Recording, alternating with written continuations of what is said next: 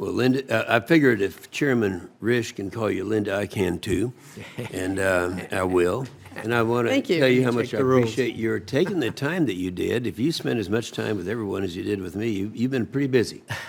You're taking this very seriously. Yes. And I particularly enjoyed our visit because I've been there. You know, we have very similar backgrounds. You were a lot bigger than I was. I didn't get up to the numbers that you did, 800 employees. But I can remember spending 20 years getting beat up by the bureaucracy, so I understand a little bit about it. And I think that the office that you have has the opportunity to do so much more than it's done in the past. We have a guy named Tom Buchanan, who's the head of the Oklahoma Farm Bureau.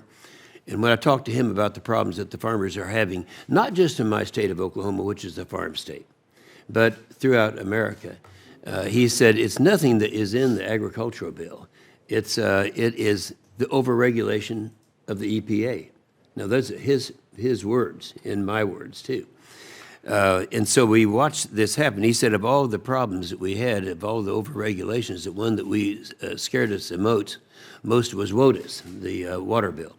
And as you know, there are a lot of people, a lot of liberals would prefer to take that jurisdiction away from the states and give it to the federal government.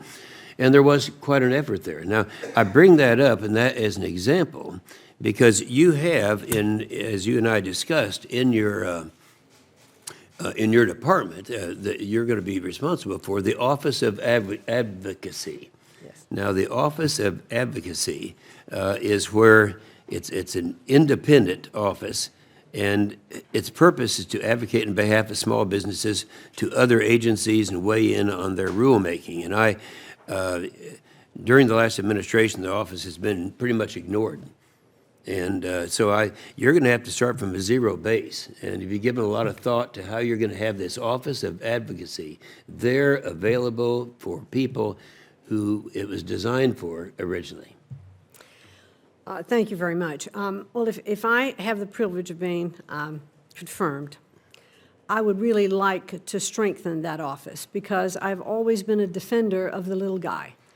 And we need someone who's going to go to bat for our small businesses. And I'm just the girl to do that. And why do you think it wasn't done before? Why do you think it was not done during the last administration? We had many, I have 300,000 small businesses in my state of Oklahoma.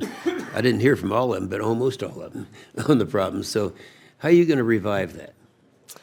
I think I have to first find out why it did not work. I've heard that comment from more than one, that the Office of Advocacy really needs to be strengthened and to be able to have some teeth when it goes to the other agencies to say, you're not complying, and why aren't you complying?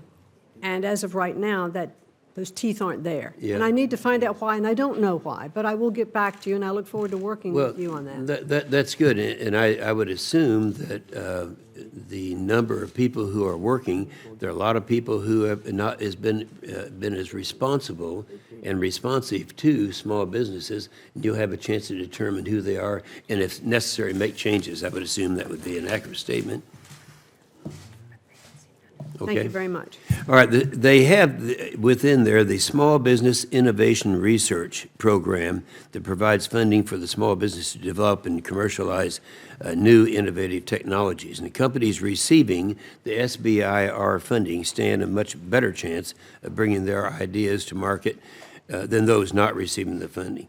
In recent years, many rural states, including Oklahoma, have underperformed in this funding. Can you tell me what the SBA changes they can make to improve this? Well, again, thank you. It's a little bit difficult to say exactly what you're going to do when you don't really understand what has been done here to date. I do understand SBIR has been so helpful with the research and development aspect in providing that kind of research for startups. And I would like to understand what those startups need, how we can continue with SBIR. Have you been able to get the benefits of the SBIR and what they're doing in your company, or do you know people personally who have? I do not. I see. Okay, look forward to working with you. Thank you.